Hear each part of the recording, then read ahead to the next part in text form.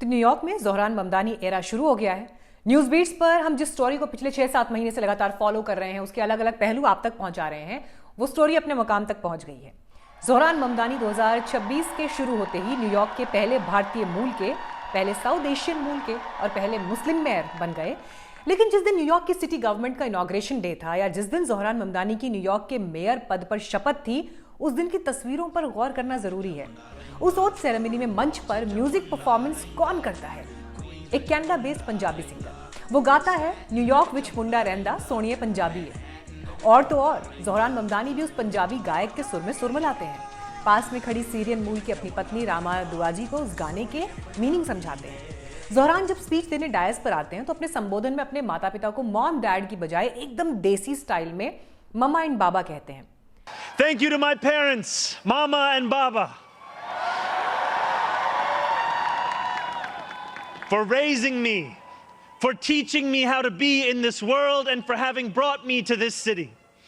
यही नहीं, वो युगांडा की राजधानी कंपाला से लेकर भारत की राजधानी दिल्ली तक फैले अपने परिवार को याद करते हैं। Thank you to my family from Kampala to Delhi. And thank you to my wife Rama. और क्या आपने एक बात नोटिस की? ज़ोहरान ममदानी ने किसी अंग्रेज की तरह दिल्ली नहीं बोला, बल्कि खालिस देसी अंदाज में दिल्ली बोला, अपने रूट्स को याद किया। Thank you to my family from Kampala to Delhi.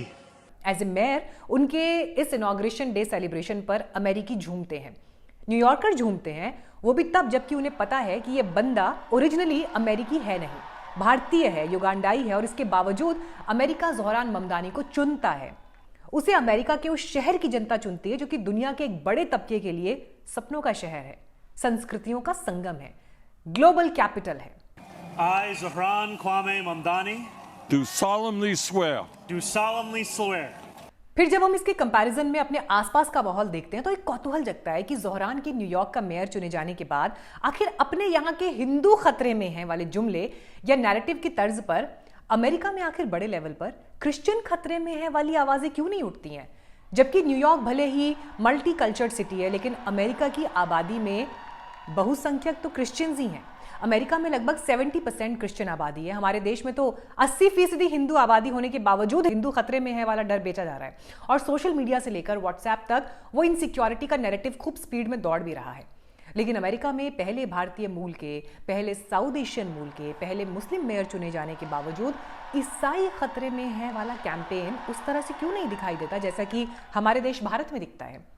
क्यों नहीं किसी अमेरिकी ने ज़ोहरान ममदानी की ओथ सेरेमनी में एक पंजाबी सिंगर की परफॉर्मेंस के दौरान हंगामा नहीं बरपाया, जैसा कि अपने यहाँ क्रिसमस पर 25 दिसंबर को राइट विंगर्स ने तोड़फोड़ करके अपने शौर्य की नुमाइश की और दुनिया में भारत के लिए शर्मिंदगी बढ़ाई?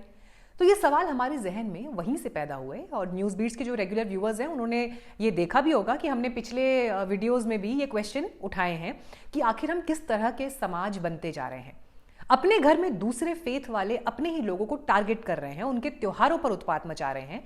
जो लोग वीडियोस नहीं देख पाए होंगे वो प्लीज़ उसे देखें, मैं डिस्क्रिप्शन बॉक्स में उनके लिंक भी शेयर करूंगी। और मुझे बड़ी खुशी है इस बात की कि आप में से बहुत से लोगों ने जब कमेंट्स में अपने रिएक्शंस दिए हैं, आपने उस चिंता पर सहमति जताई है कि डेफिनेटली आप भी वैसा सोचते हैं कि हम कैसा समाज बन रहे हैं। दूसरी तरफ आप अमेरिका को देखिए, कोई नेशन ऐसे ही ग्रेट नेशन नहीं बन जाता। कोई भी नेशन ग्रेट अपने नागरिकों की वजह से बनता है, अपनी ऑर्गेनाइजेशंस की वजह से बनता है, अपनी लीडरशिप की वजह से ग्रेट बनता है। I promise you this. If you are a New Yorker, I am your mayor.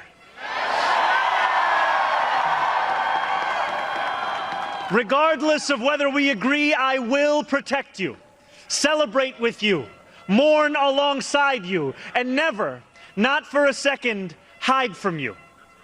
हालांकि ऐसा नहीं है कि ज़ोहरान ममदानी का न्यूयॉर्क का मेयर बन जाना अमेरिकन्स को खटका ना हो, लेकिन ऐसे वो अमेरिकी हैं जिन्हें की सत्ता की शह मिली हुई है, जो ट्रंप के राष्ट्रवाद के झांसे में आ गए। ऐसे लोगों ने सोशल मीडिया पर यहाँ वहाँ जहाँ देखो जहर उगला ही है। कोई ज़ोहरान की वाइफ के बूट की कीमत बता रहा है, कोई ममदानी के किए सैल्यूट को नाजियों की तरह सैल्यूट बताने की कोशिश कर रहा है, और कई लोगों ने इस बात पर चिंता जताई कि ज़ोहरान ने कुरान को साथ लेकर शपथ ली। वो न्यूयॉर्क पब्लिक लाइब्रेरी की 200 साल पुरानी कुरान थी। ज़ोहरान के चुनावी कैंपेन के दौरान और उनके जीतने के बाद भी जो इस्लामोफोबिया दिखाया जा रहा था, यहूदियों को डराया जा रहा था, अपनी इनॉग्रल स्पीच में ज़ोहरान ने उस कैंपेन की हवा निकालते हुए कमिट किया कि न्यूयॉर्क के यहूदियों को प्रोटेक्ट करना उनका काम है। That is an issue that we take very seriously and is part of the commitment that we've made to Jewish New Yorkers to not only protect them but to celebrate and cherish them. लेकिन ऐसे लोगों की संख्या इतनी नहीं है कि वो ज़ोहरान ममदानी को मिले मैंडेट की आभा को धूमिल कर दें, वरना बिलियनियर्स ने कितना जोर लगाया, कितना पैसा बहाया कि किसी भी तरह से बस ज़ोहरान चुनाव ना जीत पाए।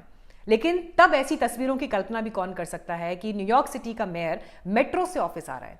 न्यूयॉर्क सिटी का मेयर अपनी ओथ सेरेमनी में आए मेहमानों को खुद कॉफी सर्व कर रहा है। न्यूयॉर्क के लिए भी ये वास्तव में न्यू एरा है जिसे अमेरिकन्स ने हाथों हाथ लिया है, उसे स्वीकार किया है, एक्सेप्ट किया है, वरना रिलीजियस सेंटिमेंट को हवा देने की कोशिश तो देखिए वहां पर भी हुई थी। I was elected as a democratic socialist and I will govern as a democratic socialist. ये अमेरिका की वाइब्रेंट डेमोक्रेसी की खूबसूरती है। ये अमेरिका के संविधान और वहां के इंस्टीट्यूशंस की ताकत है कि एक मुल्क के तौर पर, एक सोसाइटी के तौर पर अमेरिका ही आपको वो अवसर देता है कि बाहर से आया कोई नौजवान न्यूयॉर्क में असेंबली का मेंबर चुना जाता है और फिर बहुत ही कम समय में न्यूयॉर्क सिटी का मेयर भी बन जाता है। अपने सेलिब्रेशन में पंजाबी सिंगर को बुलाता है, जिस दिल्ली में उसकी जड़ें हैं उसे याद करता है। और वो ये सब इसलिए कर पाया क्योंकि वो इस बात को लेकर आश्वस्त है कि वहां उसके आगे बढ़ने से अमेरिका की बहुसंख्यक आबादी यानी क्रिश्चियंस खतरे में नहीं आ जाएंगे। उसे अच्छी तरह से मालूम है कि दुनिया की सबसे पुरानी डेमोक्रेसी का वो हिस्सा है जिसने दुनिया के तमाम समाजों को दोनों बाहें फैलाकर वेलकम किया है।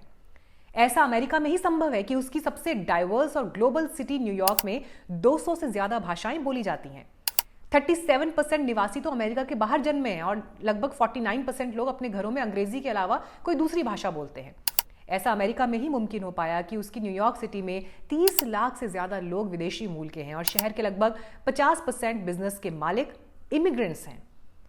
तो जैसा हमने पहले भी कहा कि कोई भी देश यूं ही बड़ा नहीं बन जाता, कम से कम डरा हुआ समाज तो अच्छे नागरिक पैदा नहीं कर सकता।